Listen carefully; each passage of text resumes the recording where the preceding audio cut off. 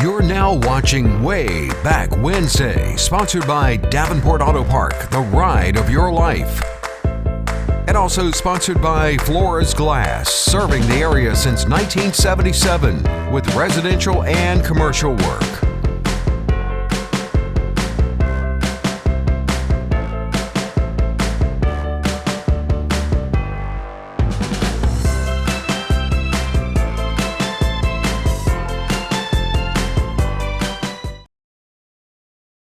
Good evening, friends, and welcome to another episode of Wayback Wednesday. I'm Randy Adcock. So glad you could be with us tonight. Got a lot of ground to cover tonight, and this is going to be one of those, as my grandmother used to say, a Jukas mixture night. No particular theme, no particular category. We're just kind of bouncing around. I did do some searching. I had a viewer call me after last week's show and bring something up that I had heard myself before, and it was relating to another railroad spur that went across the Tar River just a little bit north of the bridge there where the old power plant is, right there at Sunset Park. I'd heard that too over the years, and so I went searching to see if I could find any evidence of there being a spur track there that went across the river right there by the power plant, or just a little bit north of the power plant across Tar River. In the general area of where the boat ramp is, if you know where that is on Sunset Park there. And sadly, I couldn't find anything. I scoured the newspapers.com website, looked at aerial photographs. Not saying it wasn't never there. It's entirely possible it was, but I just couldn't find any articles or any pictures or anything that defined it as such. And we've talked about this before on a previous show, if I'm not mistaken. It seems to me that there's been discussion that there was another spur track, and it may have been an extension of the one that came by the power plant and brought coal and so forth to the power plant there, and it may have crossed Sunset Avenue there and it made a left turn, kind of went across the river. Don't know that for sure, but in any case, I did not find anything. But while I was looking for that, I did find some other neat things and railroad information, if you will. So we're going to talk a little bit about that. I'm going to talk a little bit about a bridge, multiple bridges, in fact, over Tar River. I'm going to talk a little bit about an academy that perhaps you've never heard of. I certainly had never heard of it before.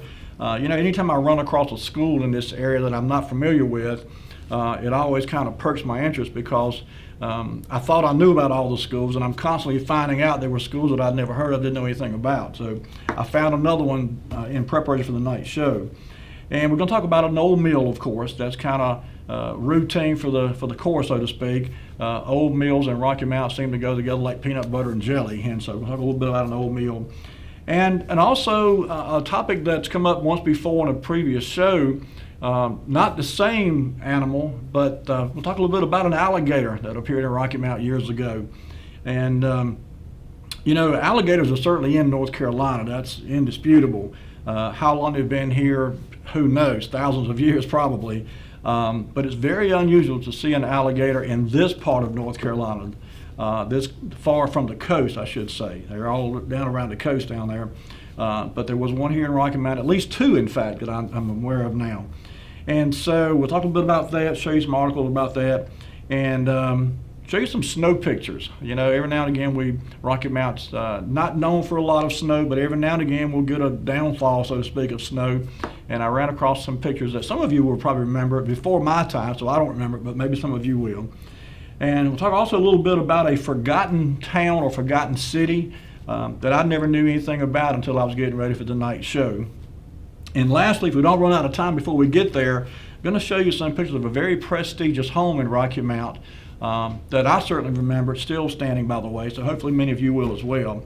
So without further ado, it came up after last week's show also. It may have been I think it was after last week's show. Eric and I were talking about the railroad spur that went from Rocky Mount to Nashville and Spring Hope. And I questioned, I said, I don't ever recall hearing about a railroad span that went to Raleigh from Rocky Mount. And it seemed to me to be incredulous that there was never a railroad track that went all the way from Rocky Mount to Raleigh. And so I went looking to see if I could find any evidence of a track that went from Rocky Mount to Raleigh. And lo and behold, guess what I found? Lee, put up item number 1 for our viewers, if you would.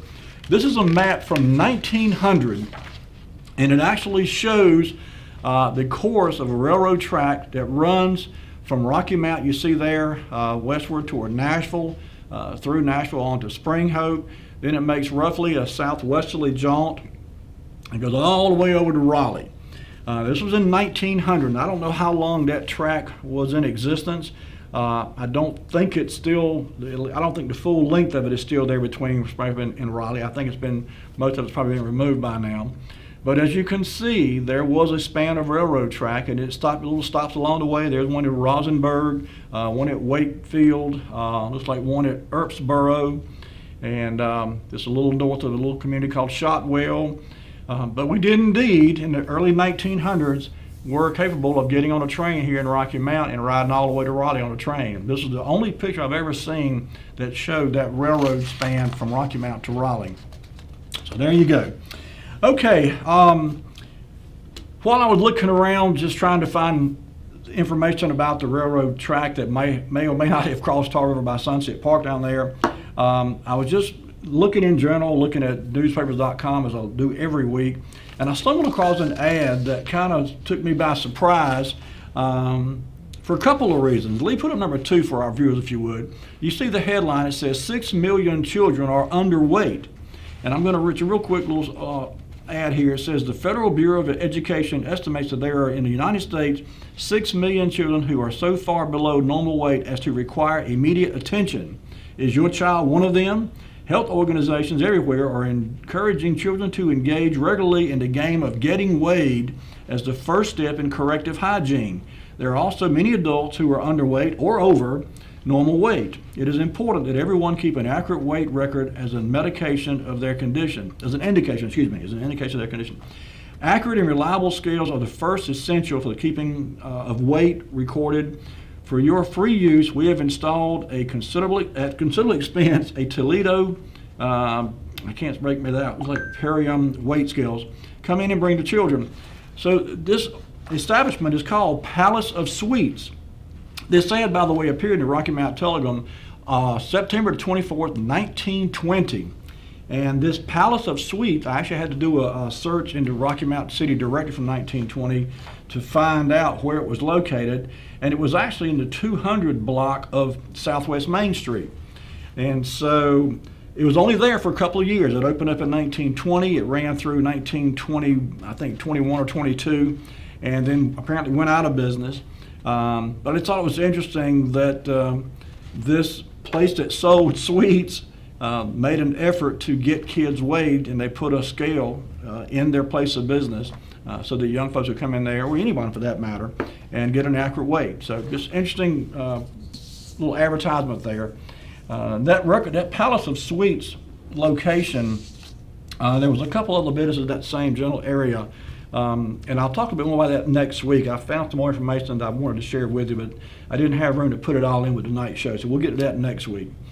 I mentioned earlier there was a couple of bridges around Rocky Mount that I wanted to discuss because I ran across a couple of articles that had some information in them that I did not remember hearing before. So Lee, let's go ahead and jump into this. Number 3, July the 6th, 1938, this ad appeared in the Rocky Mount Telegram. You see the headline, it says, "New bridge here nearly finished."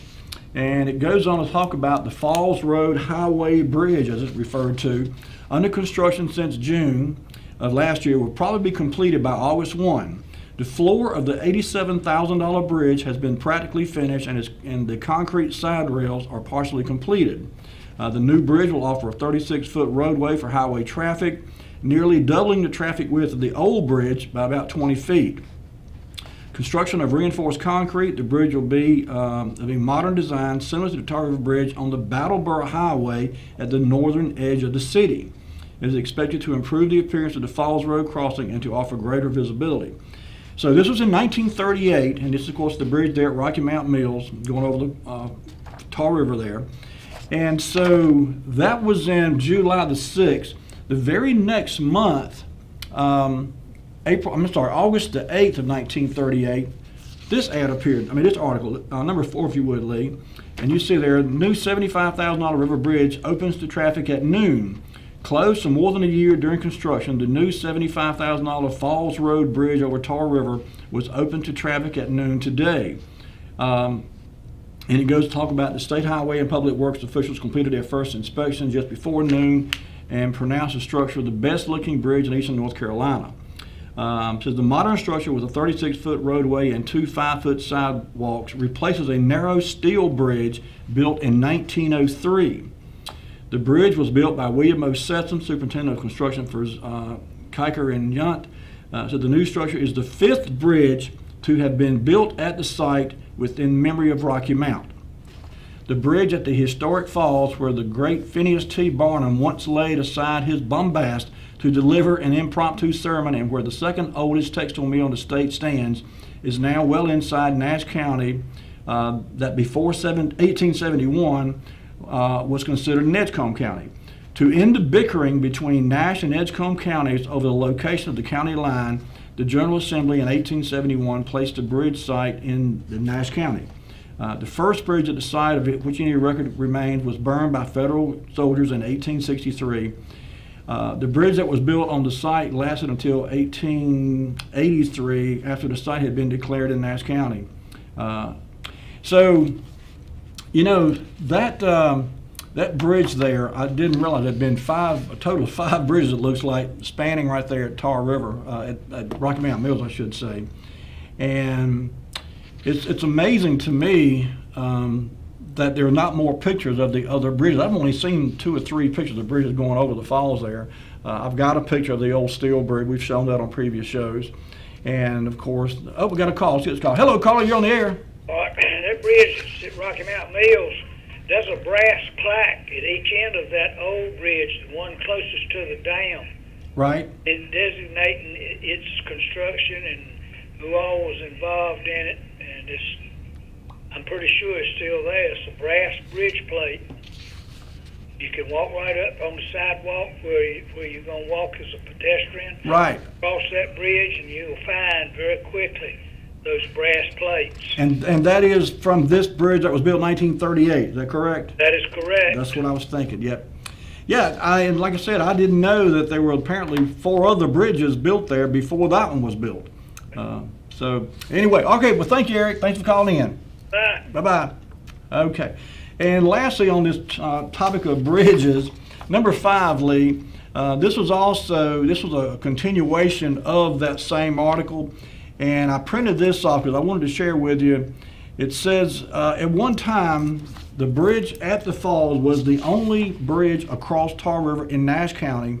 The 4th bridge, which was torn down for the present new structure, was authorized by Nash County Commissioners May 5th, 1903, while W.E. Jeffries was chairman of the board. The contract was let to the Virginia Iron and Bridge Company, which was directed to build the bridge at the falls. One at Lemons and one at Cockrell's Ridge for $12,000. So anyway, this particular bridge was apparently the 5th one to be built there.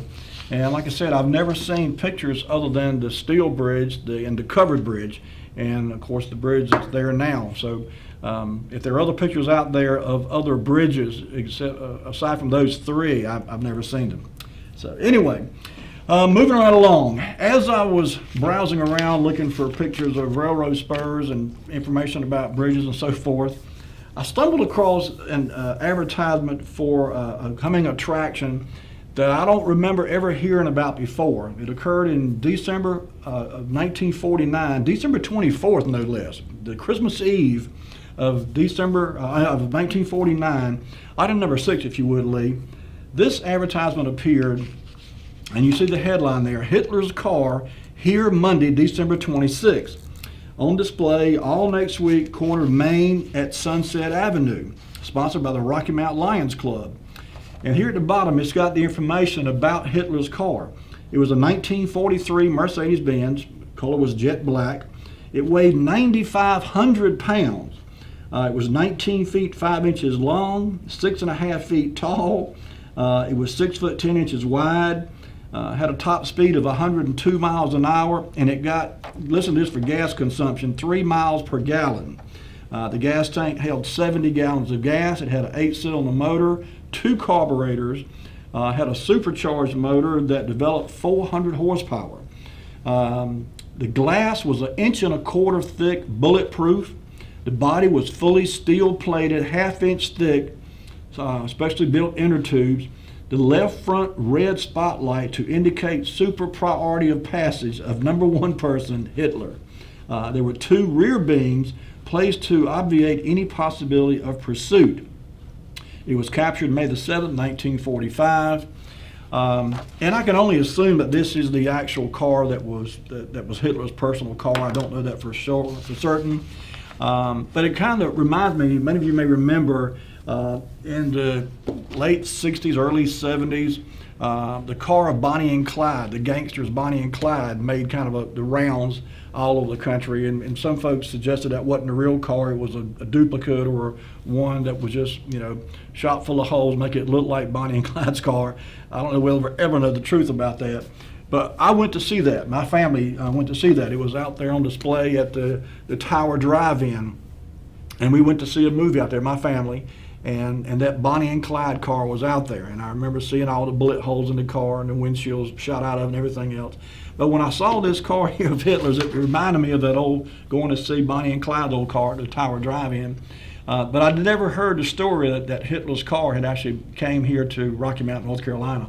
But apparently it did. December 24th, 1949, the ad appeared.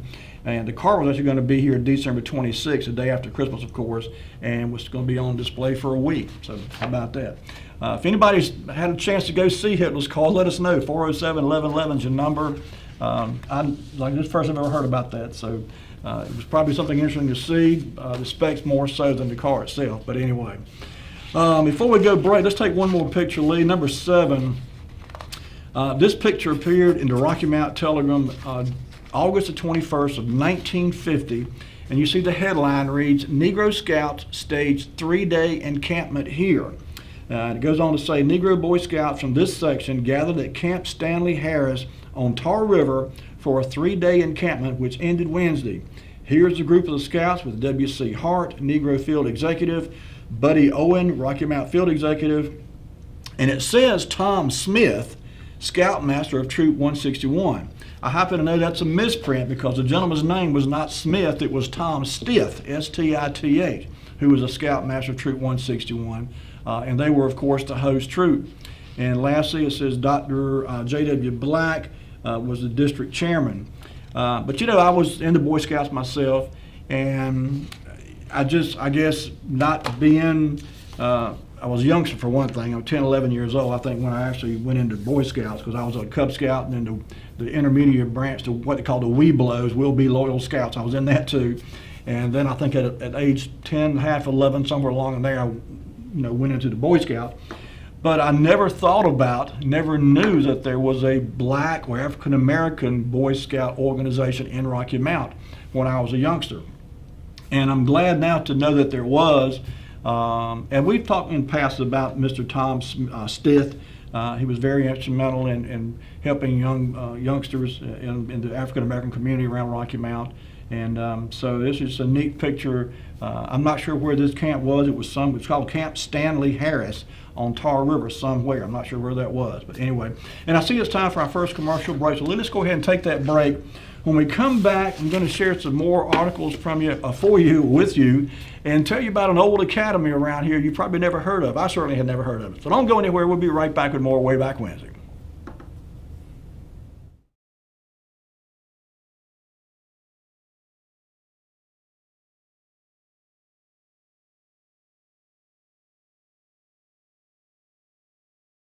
I'm Daniel Moss, owner of Cornerstone Funeral Home, and I'd like to invite you and your family to give our family an opportunity to serve you in your time of need.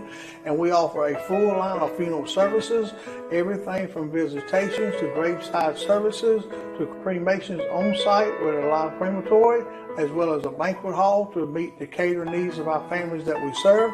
We offer catering service. We offer refreshments prior to visitations and services of our family. And we want to invite you to come and experience the difference here at Cornerstone Funeral Home.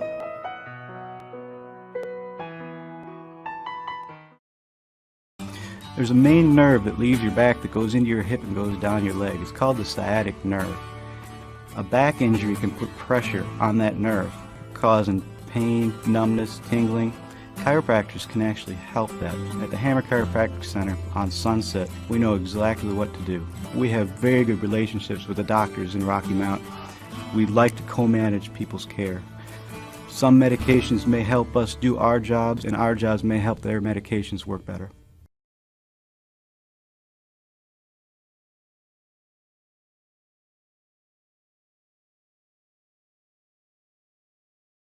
And we're back.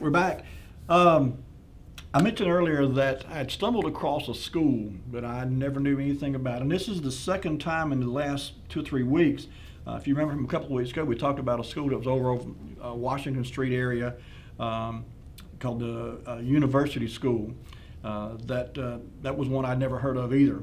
But this is one that it probably predates most people around now. I dare say there's no one alive today who remembers this school, but you may remember hearing someone tell about it. There was an article, a column I should say, that appeared in the Rocky Mount Telegraph for many years. It was called "I'm Thinking" by an old reporter. Rumor has it that Josh Horn, Evening Telegram man, was the old reporter of this column. I've not been able to confirm that, but it makes sense. He was certainly an old reporter and certainly affiliated with the newspaper business and reporting business for many, many years. But this column appeared, oh golly, for several decades, and it was called "I'm Thinking" by an old reporter. And in September of 1952, this article appeared, number 8 if you would. They put that up for our viewers. And I'm not going to read the whole thing, but I want just to read enough of it to kind of give you an idea of what I'm talking about. As it turns out, there was an academy, of all places, in Brattleboro. It says, "We are indebted to Ms. Bessie A. Fisher of Whitaker's Route 2 for the following information on the old Brattleboro Academy, which was presided over for a time by the late W.S. Wilkinson. This school was first taught in the upstairs rooms of the Missionary Baptist Church and was in session about 1890. The building which housed the church and school was originally built as a prize house when there was a tobacco market in Brattleboro. According to Ms. Fisher, I lost my train of thought, lost my space here. Here we go. According to Ms. Fisher, the Brattleboro Tobacco Market preceded the one in Rocky Mount and was operated by a family named York, who built York's Chapel at Hilliardson.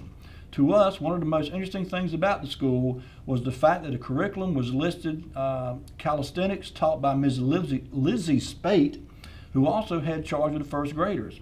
Music was taught there by Ms. Jessie Cutchin, who later married Dr. Billy Brazel, and the primary grades were taught by the late Miss Betty Whitehead, long lady principal of the Brazel School here. Mr. Wilkinson, a Carolina graduate, taught the high school pupils.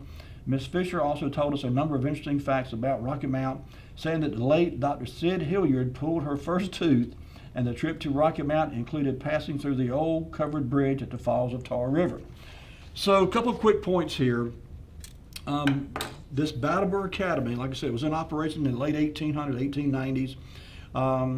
And, you know, the fact that Brattleboro had a tobacco operation, tobacco warehouse, tobacco sales, tobacco prizery before Rocky Mount. That's kind of surprising to me. I never knew that. You know, you think about how important tobacco has been to the development of Rocky Mount, particularly in its early days.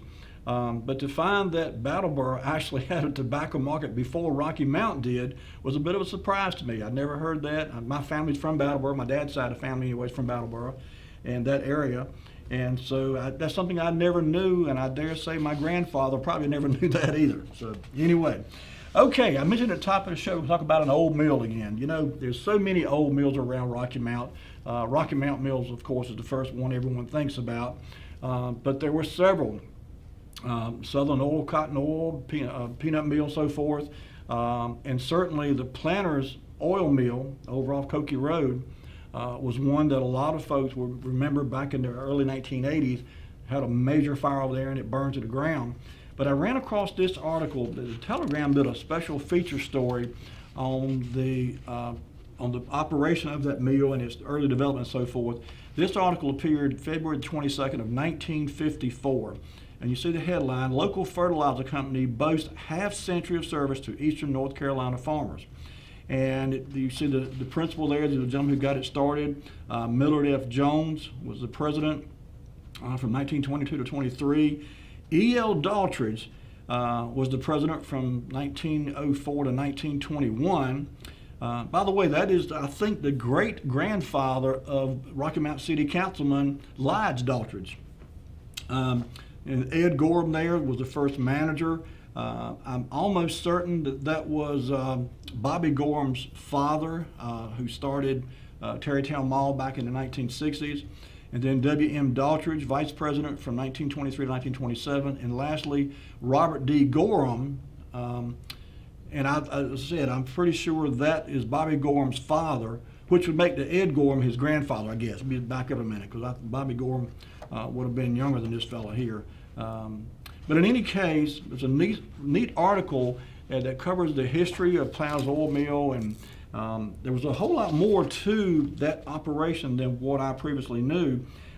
They took over several other operations and several parts around this part of the state, and over other existing operations. They eventually kind of absorbed them, if you will.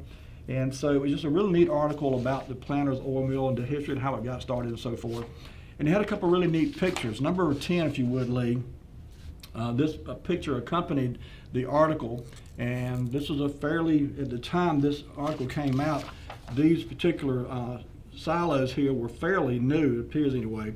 So to the average Rocky Mount resident, these massive tanks are a familiar sight, denoting the location of the home office and plant of the Planters Cotton Oil and Fertilizer Company.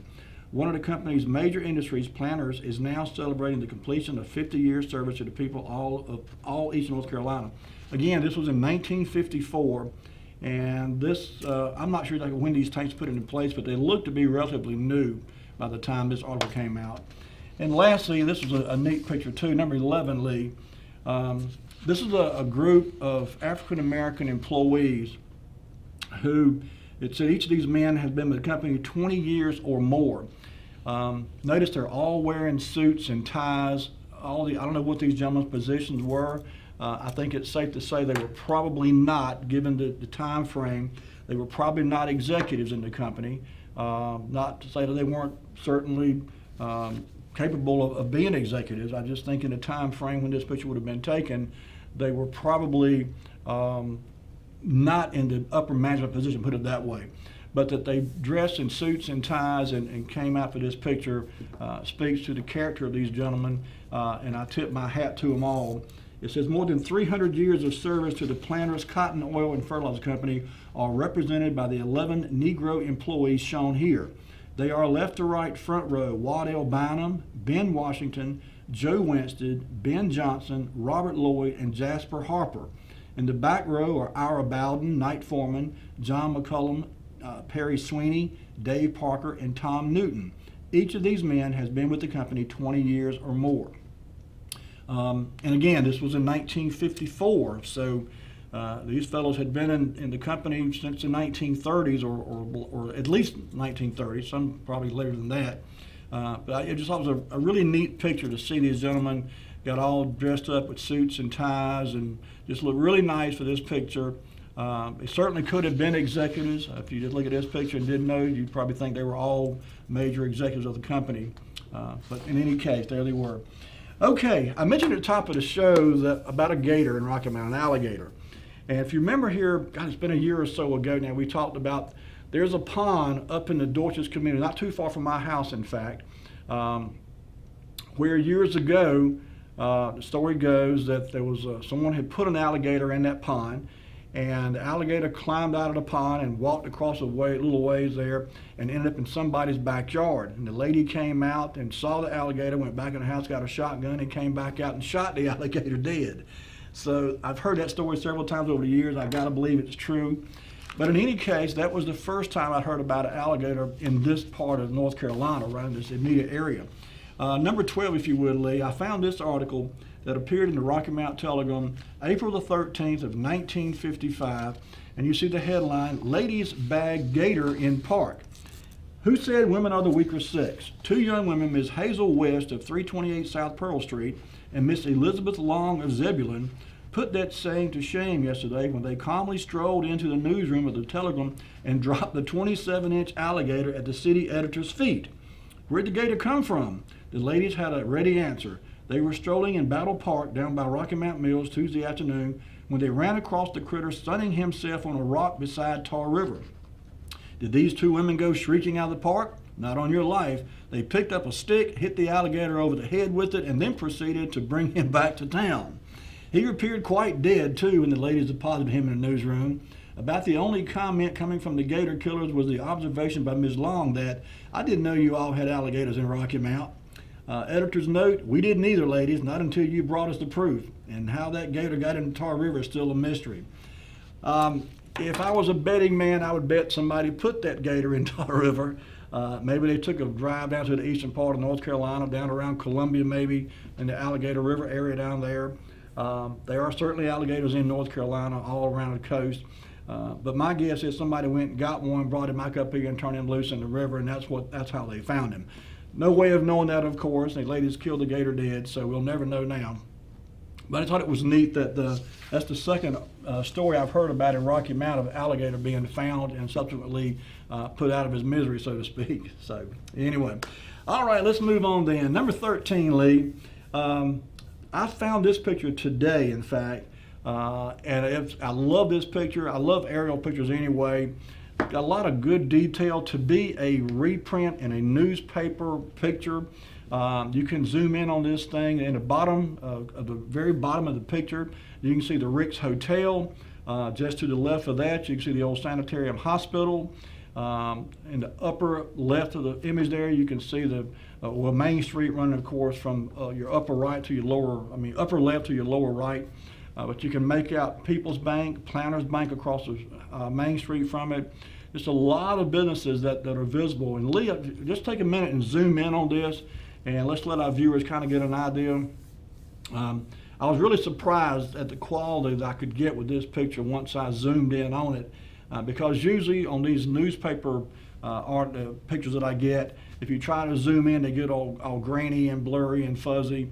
And I was really surprised that this one did not do that. There you go. And you can just pan it.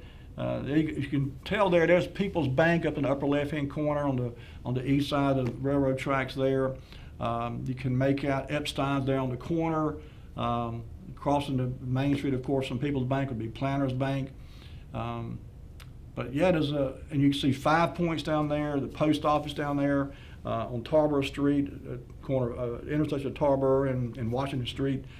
Just a lot of neat imagery, and this is from 1957, by the way. So this is before, in fact, Lee, pan the opposite direction if you would. This is before they put the bridge over. Well, the picture doesn't go far enough to get there anyway, but there you go, the bottom right-hand corner, there's the Rick's Hotel there in kind of it looks like white. And then, of course, off to the left of that, you see the Sanitarium Hospital. And we've talked about the coastline road that ran in between the Sanitarium Hospital and the Rick's Hotel along there. But this is a really neat picture here from 1957 that was taken by Charlie Killebrew. The caption reads, "New aerial photo of Rocky Mount. This handsome new aerial photograph of Rocky Mount made by Charlie Killebrew, staff photographer, gives a clear view of the heart of the business district and part of the tobacco district. Main Street and the railroad are traced from a point north of Thomas Street down to and including the Rick's Hotel and almost to Hammond Street. The towering brick chimney in the background is at the Export Leaf Tobacco Company. Buildings along Washington, Howard, and part of Church Street are shown, with those on the east-west streets from Hammond to Thomas." This is a really neat old picture here that Charlie Killebrew took in 1957. I'd love to run across the original. I think I'm going to go hunting for it and see if I can find it on that website. I don't recall seeing this particular picture before. I've got some similar aerial photographs, but this is one I do not remember seeing. So if I can find the original, I'm going to blow it up into a poster and hang it on my wall. Neat old picture there. Okay, Lee, let's move on then. I mentioned at the top of the show that I had run across some pictures of snow. Rocky Mountain is not known for getting a lot of snow, obviously, and over the years, most folks can count on one hand the quote-unquote big snowfalls that have hit this area, but certainly we have had some. In 1958, December the 12th, in fact, 1958, Charlie Killebrew was out and about taking pictures of the snow that fell in the preceding days up to this. It says Rocky Mount digs out. This was the scene in the center of town this morning as Rocky Mount dug out from a record 16-inch snowfall. And in many places, the snow was piled in drifts more than 4 feet. Traffic was proceeding cautiously and snow removing equipment was in full operation. So as you can see here, they already had started plowing the streets, but there's still an awful lot of snow down there, all over for that matter. And the next picture is even more evident. Number 15, if you would, Lee. Again, this same article, there was 3 or 4 pictures that accompanied this story about the snow in 1958. It says at the height of the storm, this photo taken at Church Street, Sunset Avenue Church Street crossing at the height of yesterday's young blizzard shows the storm going at full blast. Some 16 inches of snow were dumped on Rocky Mount as the snow fell during the day at the rate of 1/2 inch per hour in 19-degree weather. And so looking off there to your distance, you can see the Bel Air Chevrolet building there in the far background on your left-hand side. There's a gas station there just this side of, just north of the Bel Air Chevrolet building. But it was obviously a heck of a snowstorm. This is before my time. I hadn't made it to Rocky Mount by 1958. But in any case, it was a heck of a snowstorm. And lastly, number 16, Lee. This was taken apparently right in front of Charlie Killebrew's studio on Howard Street, and you see the car there has got snow piled up on top of it. It says, typical scene, this vehicle, like hundreds of others in the area, shows the snow piled high from yesterday's 16-inch downfall. Many cars remain isolated this morning. And of course, you see there in the window, it says Killebrew Studio. So I'm guessing this is when he was still on Howard Street, his little studio there on Howard Street. But yeah, a lot of snow, and Rocky Mount certainly doesn't need any more snow like that anytime soon. I remember one similar to that when I was a young tyke, probably in the 1960s, and then another in early 1980s, around 80, 81, somewhere along in there. We had a pretty good snowfall, but 16 inches in Rocky Mount is almost unheard of. Okay, Lee, let's move on then. Number 17. Ran across this picture, I just thought it was interesting. It's an old railroad picture of a gentleman called a signal switchboard operator. Mr. Walter Moore, veteran ACL tower watchman, demonstrates the panel board that controls gates at 4 downtown crossings in Rocky Mount.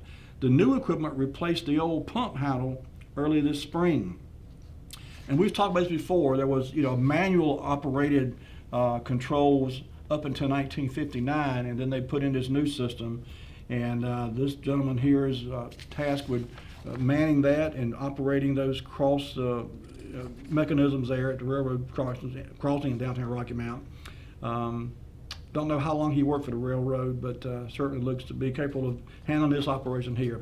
And I see it's time for our next commercial break. So Lee, bring it back to me. When we come back from the break, we're going to talk a little bit more about some operations in Rocky Mount, some ventures, if you will, and some entities, and another school. It was called a school.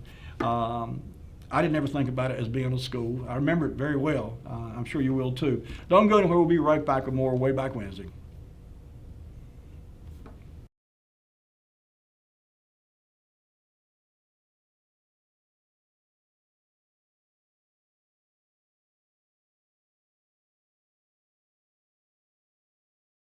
I'm Daniel Moss, owner of Cornerstone Funeral Home, and I'd like to invite you and your family to give our family an opportunity to serve you in your time of need. And we offer a full line of funeral services, everything from visitations to graveside services to cremations on site with a live crematory, as well as a banquet hall to meet the catering needs of our families that we serve. We offer catering service. We offer refreshments prior to visitations and services of our family. And we want to invite you to come and experience the difference here at Cornerstone Funeral Home.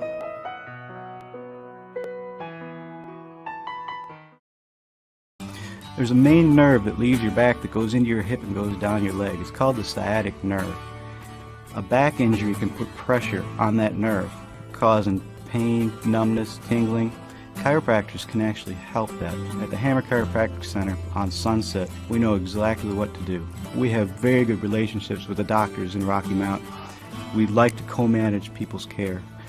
Some medications may help us do our jobs, and our jobs may help their medications work better.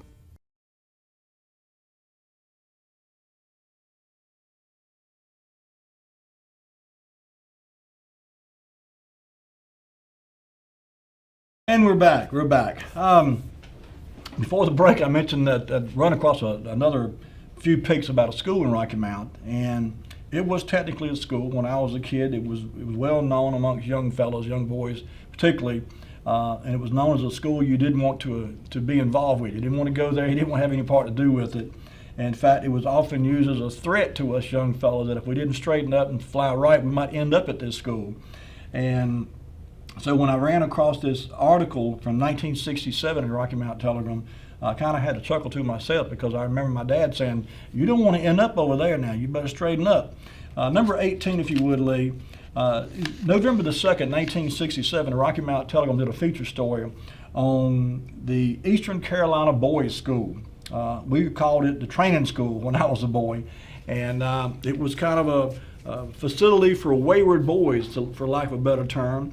And if you got in trouble and you weren't old enough to go to prison, or some folks call it a reform school, but in any case, it was mostly inhabited by young fellows who had been in trouble with the law, not always, but in most cases, and they were sent there to get some straightening out, for lack of a better term.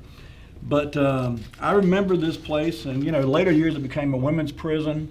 And when I saw these pictures, I remembered, most of it, but I'll show you one in a minute I did not remember. But this was the entry point. In fact, if you're headed north on 301, out there just before you get to the Highway Patrol Station on the right-hand side was where this sign was. That was where the entrance was to go into what we call the training school, or the boys' schools. It was on the sign there. And so my grandparents, and I had family too who lived out from Brattleboro, and quite often we would go drive through here. It was kind of a shortcut to get to some of my family members who lived kind of on that side of Brattleboro. Instead of going all the way to 301 into Brattleboro and then turning right, we would take a shortcut, so to speak, right here and turn right and go through the training school, come out the other side and turn left and then go down a ways and turn right again. And my great aunt and uncle Ivan and Bomma Lee Price lived way out in the country in that area. So I rode through here many times over the years when I was a little young type coming up. And so I remember this place quite well. And in 1967, they had done some adding on, and they added what they call cottages. Number 19, if you would, Lee. This is a picture of a couple of cottages, as I refer to them. They were, I won't say they were prison cells because, like I said, this was not a prison. It was, chain link fence around it with barbed wire on top, and for that, my recollection was it was a prison, at least in my eyes as a young fellow anyway. But in any case, these cottages were fairly new in 1967. And as I said, in later years, they closed down the boys' school and it became a women's prison. And like I said, I had occasion to ride through there. And by the way, you can't ride through there anymore. When CSX put their intermodal transport thing out there, they blocked off that road, so you can't, it used to be a crossing there, and you can't cross the railroad track there anymore, so you can't even get to it. And I've never tried to go all the way around, come in from the other side and see if you could get back to this area. But the last time I was in that area, all this stuff was literally falling down. The roofs were caving on these buildings. It was just a really sad situation. But one thing I did not remember from my youth was a well. Number 20, if you would, Lee. This picture was amongst the same article, and it was a picture of a well and two young fellows standing outside the well. And it says, 2 students await open house at school. I don't know where this was on the campus. I mean, it's possible it was in the area I never had an opportunity to get by or ride by. Certainly never spent any time there as a student or as an attendee. But I don't recall ever seeing this, so I'm not sure if it was somewhere off the beaten path, so to speak. Maybe somebody else knows, but in any case, I thought it was kind of neat. But yeah, it was one of those places that young fellows were cautioned against, don't let your attitude get you in trouble. You might end up at a training school, or don't get in trouble with the law. You might end up at a training school. It was a place we just didn't want to go. And I often felt sorry for the young fellows who were out there because I would imagine it was kind of strict, not much fun, I'm sure. They did have, tennis courts and swimming pools and things to keep the kids occupied, but still, I'm sure it was not a good place to be. Okay, at the top of the show, I mentioned that there was a forgotten city or forgotten town, I guess is a better way to say it. Some of you may be familiar with Lancaster or Lancaster. I certainly was not, but I stumbled across this article that appeared in the Rocky Mount Telegram in December of 1967. and it talks about the town of Lancaster. Lead number 21, if you would. And this is a long article. I'm not going to try to read the whole thing, but I do want to kind of read it to kind of give you an overview. It says, in 1895, when most people were folks, W.J. Beale Lancaster commenced a venture that was the last of its kind in Edgecombe County. He was the originator and operator of the last distillery in the county. That is, the last one that was sanctioned by the state and carried the good graces of the brethren in the community. Located 10 miles east of Rocky Mount on present NC Highway 43, the enterprise was a gigantic success from the beginning. Captain Billy, as he was called, was the father of the late Gus Z. Lancaster and the grandfather of the present-day Joseph Lancaster of local stockyard fame. W.J. Lancaster manufactured liquor, wine, brandy, and other celebrated concoctions from fermented branch water. His rare brand of yodeling oil was bottled, stamped, and sold on the premises. Off-premise license was unheard of at that time. To facilitate the dram class boys, a general store was constructed with a bar room built adjacent to the store. In 1896, a post office was erected, and the bustling metropolis officially became known as Lancaster, North Carolina. A Negro man, Henry Lane, would make daily jaunts through the woods to Kingsborough, North Carolina, to retrieve the mail. Kingsborough, 3 miles east of Lancaster, was served by the Norfolk branch of the Coastline Railroad. Almost overnight, Lancaster became the social and entertainment center of the county. On special occasions, the neighborhood fiddled before he became inebriated, would saw out such pieces as Whistling Rufus and Yonder Comes Harry Powell, while the Brogan boys would pop the timber with an old-fashioned buck dance. The Emporium was frequented by mule skinners, ridge runners, tobacco drummers, and other celebrities who enjoyed the pleasures of the flesh. From the polecat community in Nash County to Dogtown in Edgecombe, they came to partake of the distillery in the proximity of Lancaster.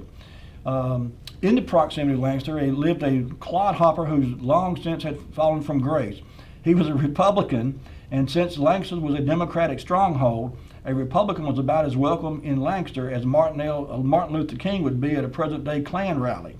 The gentleman of high conviction usually met with a small band of fellow abstainers across the creek from Lancaster's at a place called Temperance Hall.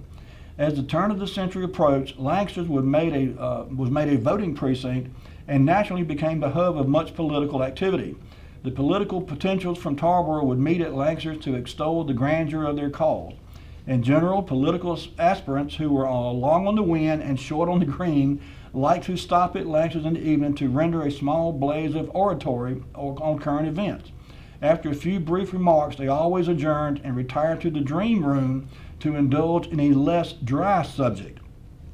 A lesser-known celebrity, Stilled Nectar, remembered by a few old-timers, was a boomer brakeman who lived in the Gibson Hill area. For the person of anonymity, he shall be known as Clarence. And it goes on to talk about Clarence, and Clarence was a drinking man, obviously, and he had quite a few exploits. But this was a little community I'd never heard anything about. I certainly heard of Kingsborough. I know the area out there, but I never knew anything about Lancaster. I was kind of surprised that there was such a place. But in any case, Lancaster was indeed a place. And this old building you see here in the lower left-hand corner, in 1967, when this article came out, this building was the last standing remnant of Lancaster. I don't know where this was. My guess it has, by now it's probably fallen in or been long pushed over or done away with, so I don't think there's anything there now. But if anyone knows anything about Lancaster, get up with me. I'd love to know more about it. I'm going to try to ride out that way sometime in the next day or two if I get a chance to see if I can find some remnant of Lancaster.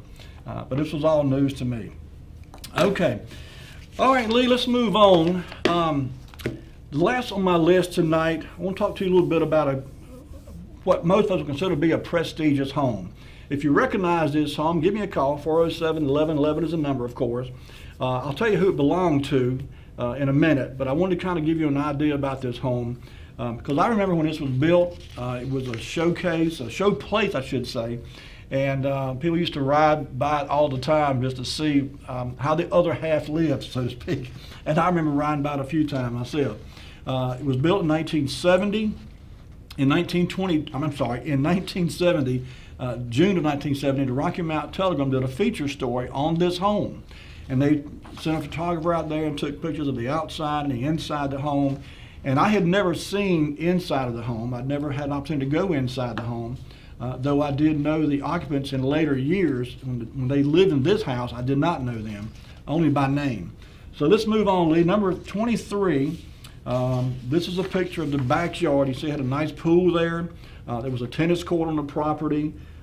This, by anybody's measure, was a grand home, and still is, I should add. The house is still standing. It's occupied by new tenants now. The folks who had it built in 1970 have since moved on, but the house is still there. It's still a very elegant house from the outside anyway, and I'm sure it probably looks very much similar to this day.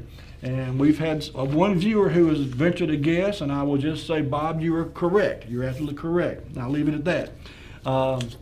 If anyone else thinks I know what it is, let me know, 407-1111. Let's move on, Lee. This is a picture of one of the two dens inside this house.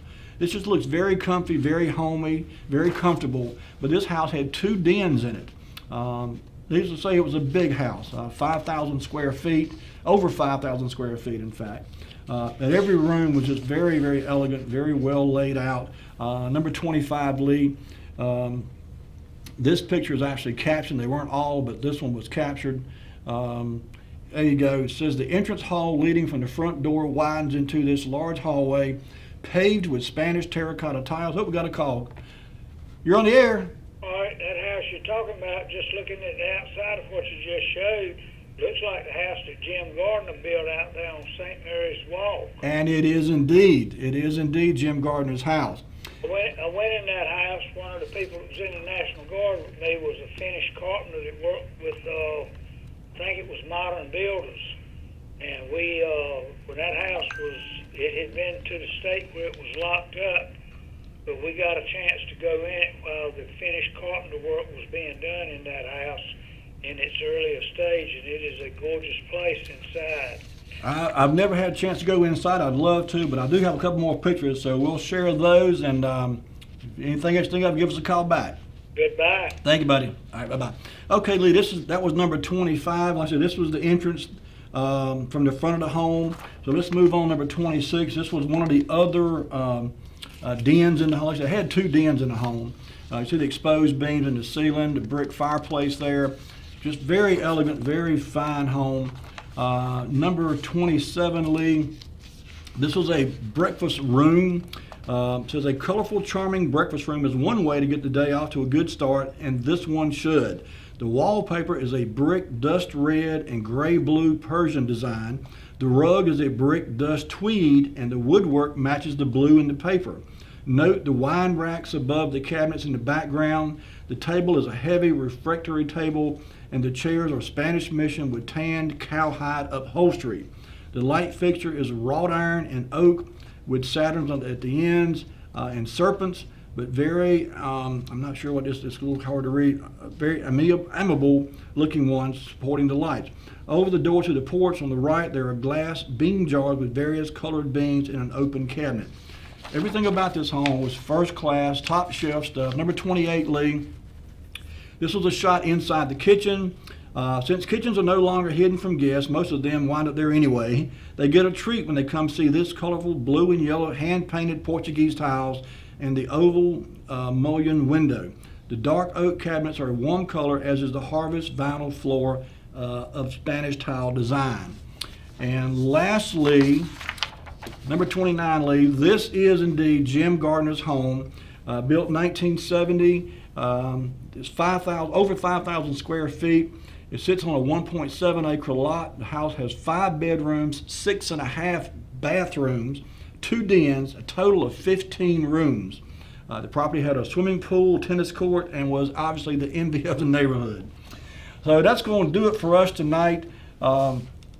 I did have one more article I wanted to share with you, but I'm going to save this to next week because I wanted to read. Well, there you go. Lee's got it on the screen. We'll come back to it next week, though, because it tells a neat story about when the Confederates burned Rocky Mountain Mills in 1863. And there's some information there that I do not recall hearing about before. So I'll save this. We'll come back to it next week. That's going to do it for us tonight, though. Have a great week, folks. Take care of yourselves. Be kind to one another. And we'll see you next week with more Wayback Wednesday. Good night.